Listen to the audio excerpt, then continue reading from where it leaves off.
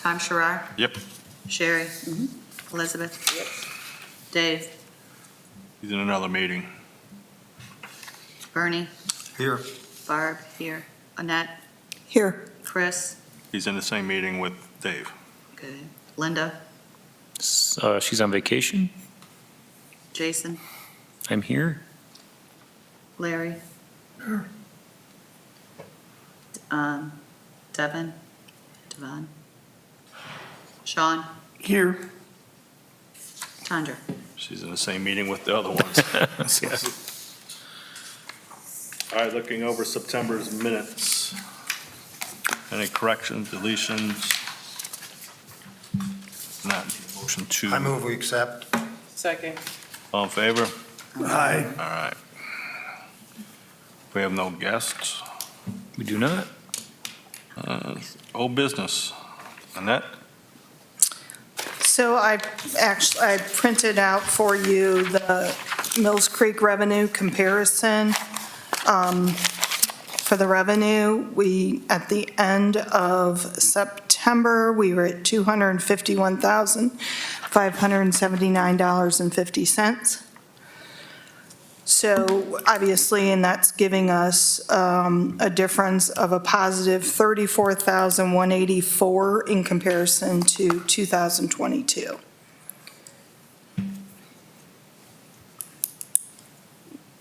I did run a report just before I came, and October 1st through today, our revenue is $5,100. Typically, in the past, we've just been a little over 20,000.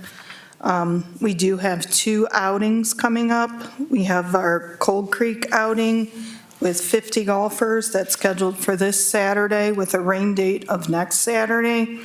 And then we also have our Backwards Scramble, which is our last official event at the golf course.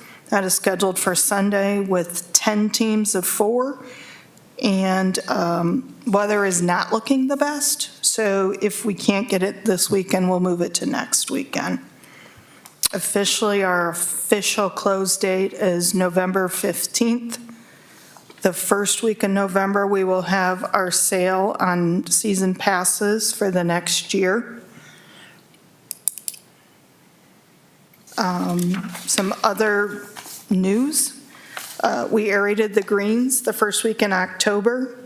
Actually, they're healing quite nicely. So we did seed this time. So we did go ahead, we aerated, sanded, and we did a complete sand where we pulled all the plugs out instead of chopping them up, and we did sand. So we did that. We also met with Bree Holman from Erie Soil and Water last week, Jason?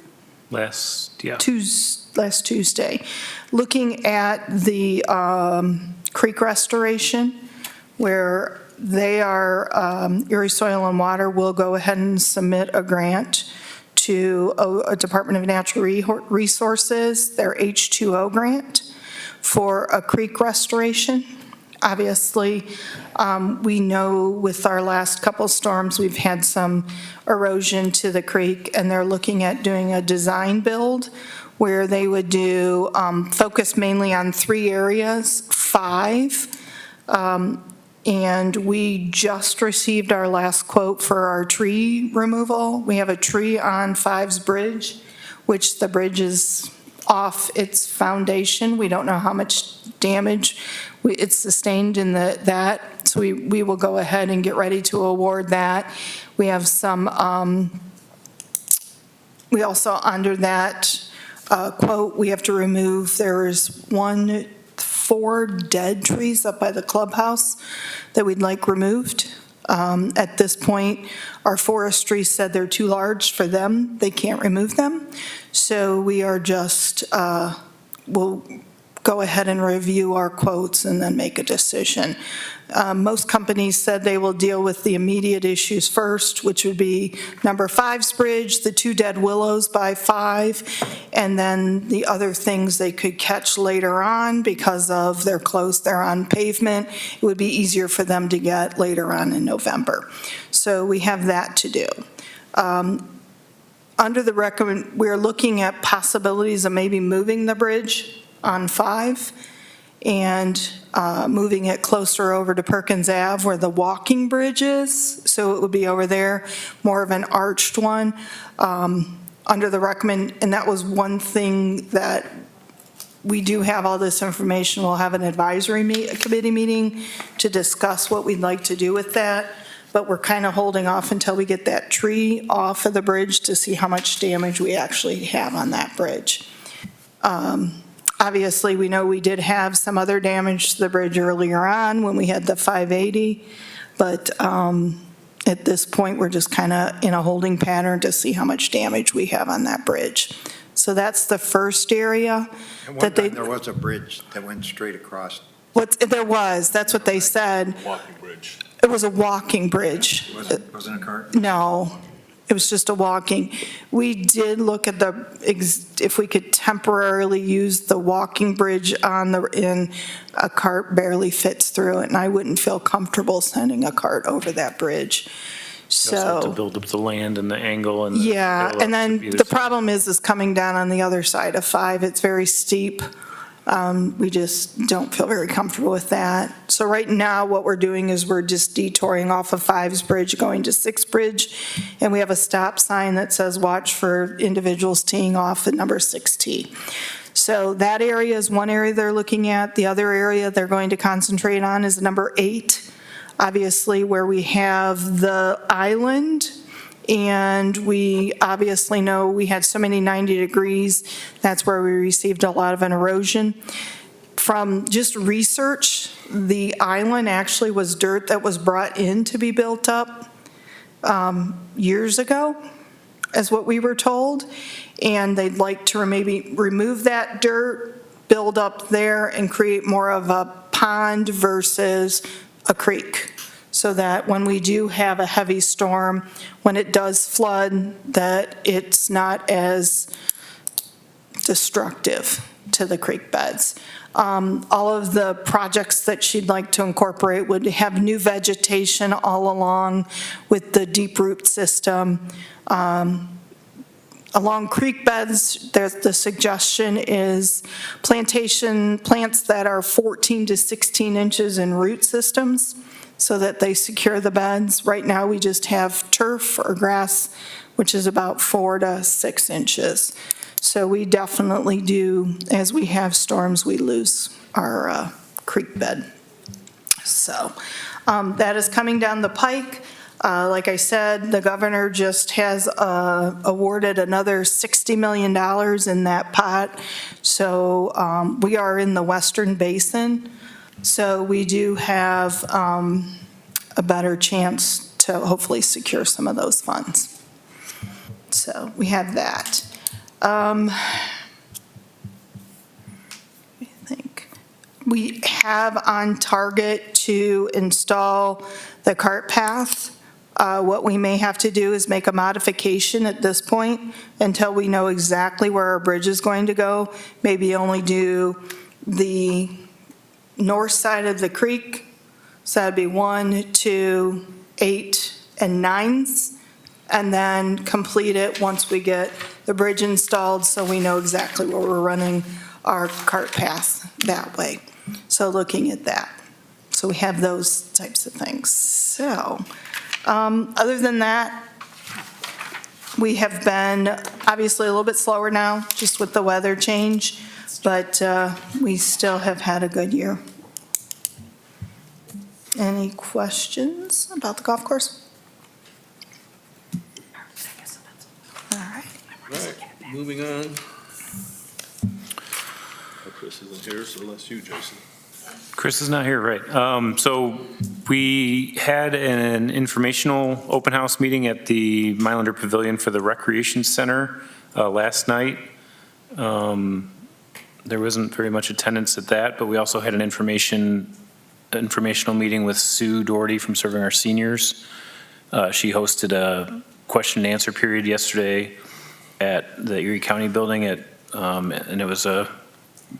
it wasn't as well attended as some of her other meetings that she has over there, but the dialogue was good for the meeting yesterday. And then On your agenda, next Tuesday, October 17th at 6:30, we're having another open house informational meeting about the rec center project. So if y'all would like to attend, please do. And that's all I have for rec center update. All right. Anything else on our old business? Moving on to new business. Trick or treat. 2 weeks from Saturday is our 17th annual downtown trick or treat. This year, we are bringing the pumpkin drop back at noon for that day. And then the Good Time Cruise will be at 1 o'clock. And the Witches Walk was planning on hosting a Little Witches Walk this Saturday, but weather looks horrible. So they've canceled their Little Witches Walk, and they still have the licensing rights to show Hocus Pocus. So they want to show Hocus Pocus at 3 o'clock after the Good Time Cruise on the 28th. We'll have that on the Firelands LED screen at 3 o'clock, like a matinee. So once the cruise gets back, people can still stick around and watch Hocus Pocus, and that extends our downtown trick or treat from 11 o'clock till about 4:30. So we're looking forward to that, and hopefully the weather is a little bit better than it's supposed to be. What time is trick-or-treating downtown? The downtown trick or treat's from 11 to 1, with those poor pumpkins getting dropped all the way from 7 stories up onto the pavement at noon. It's always been a popular thing to see. So put it out to the merchants. Sherry, you should have an email from me that has some more information with flyer and all that, so we're looking forward to that. Have anybody last year? Hardly any. We've always struggled. It started out real big and then it just died with out. down the street, market either side, because we also reached out, we had a call with BGSU, the Resort Attractions and Management. We had a call with them this morning and said if they wanted to even bring a table closer, but I know that's during your open hours, so it's tougher to get get down the street, but we're gonna still try maybe putting those A-frames up and say. Putting on I see a lot of good stuff on Facebook that's going on for Halloween. There's only about 600 different trick-or-treats or trunk-or-treats this year. What is it all, who's doing all that downtown? They're doing a lot. Oh, Witches Walk? No, it's other stuff. There's a calendar out there that I think the Destination Sandusky had put out that had kind of all the different events that are going on. Who's Destination Sandusky? That's out of the Greater Sandusky Partnership. It's Mackenzie Spriggs put that, I think, had that poster put together. Somebody's putting on a lot of stuff. Well, it takes everything, like the Save Your Pumpkins Walk, which was last weekend. There's a Run, Scream, Run 5K. There's Witches Walk, the Little Witches Walk, the downtown. She's not doing it all, she's just advertising it. Just letting everybody know that those are all the things that are going on. Yeah, and they also did the lighting down at Shade Islander Plaza. If you're down there at night, it's pretty neat. They've got some projections up on the State Theater wall too, skeletons, pumpkins. It's pretty neat. Pretty cool stuff. So if anyone would like to be a part of the downtown trick or treat, that's down also in your volunteer opportunities. And the schedule's on there too. Any questions on that one? Moving on. Parks and facilities updates. Annette mentioned the aeration that happened at Mills Creek Golf Course. They also use that aerator, Jackson Street Pier, Great Lawn, different parks. Dowk Park, Veterans Park, Little Central, the one right across from the board office, that park. And we were able to get the school fields at Dorn completed. So the Sandusky softball and then the two St. Mary's. I'm not sure they were going to try to push on any more that they could, any other Dorn. What we'd like to do is set up a schedule where maybe half of the parks get done one year, the next year, half of them get done. So we are on a schedule of aerating, so. Did you touch on your field trip? I didn't touch, I just reminded me, we did take a field trip. That would be the grounds division. That was Brian Camp at Alexander and Scott Bittner. Bittner. Chris. We went to Akron Rubber Ducks Stadium, and we went to a field grooming class. which we were able to be on the field and talk to their fields guys and looking at, equipment, different types of equipment, et cetera, those types of things. There are some great pointers that we got and we came away with that day. It's always nice to go when you can go to a free workshop and gain some information. With that being said, we would like to do a field grooming class with all of our priority use agreement holders so that, right now what we do is our priority use agreement tells us we will officially start our season this day. We do the first prep, and then the field grooming maintenance is all on their responsibility. We've received calls where fields are not upkept, not maintained, and we just want to kind of help them through the process and some things that would help, especially after their games, which we know that is an important point where they need to focus on when they're doing their grooming. I know Sean has offered to help with that, along with our grounds guys. So Brian Camp would do that, so we're going to try to set a date that we can get that scheduled for our priority use agreements.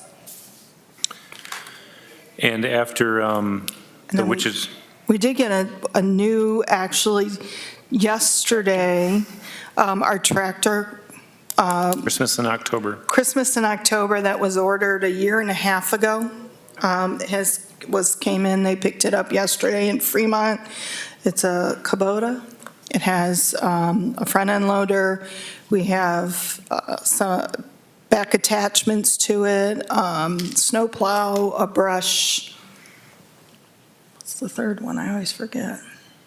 So the brush, snow plow.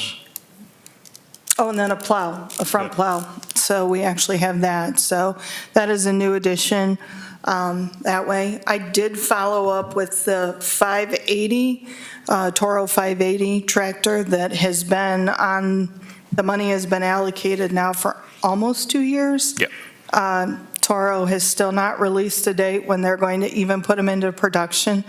So we may have to explore some other avenues at this point because it's the price that it keeps going up, and we keep going back and get amendments from commission, and at some point we need the piece of equipment.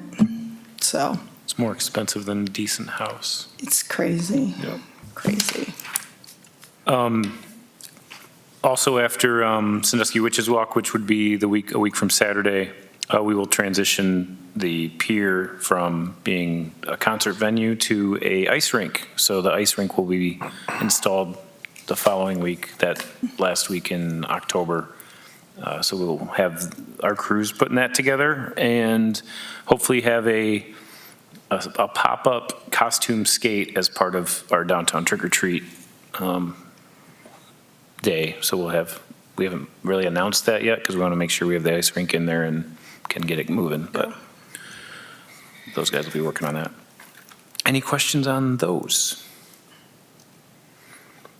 Fall programming, Tandra was going to touch on a couple things they have going on there. I can tell you that there's, like I said, the meeting for the Southside Churchwell Park plan is tonight. If you'd like to attend, it's a public meeting at 5:30. We also have around 50 kids there at the out of school each day, Monday through Thursday, with homework help, meals from Sandusky City Schools. That's been working out great.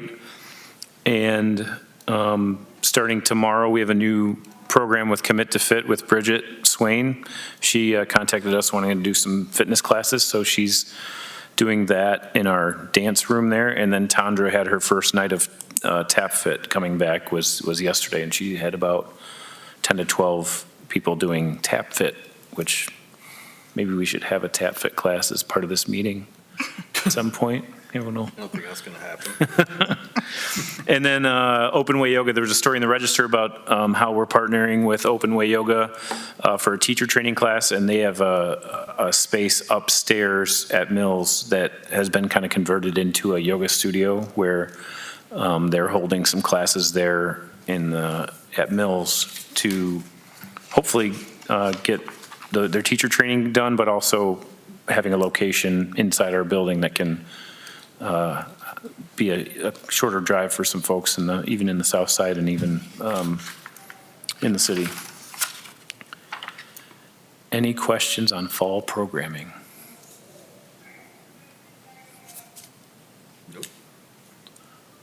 Okay. Anything in our new business? That's it for new business, but open discussion.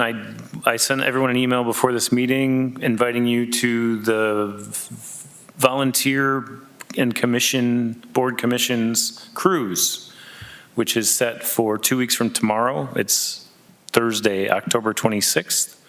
There's a sign-up link in the email that I sent everybody, so if you'd like to. We signed up. You already signed up. Join us on the good time. Hopefully the weather is as nice as it was. One year it was rainy, and No, it's pretty good. Vern and I were there last year. there will be snacks, and I believe they open Cash bar. cash bar, yeah. Check your email. Any other open discussion items?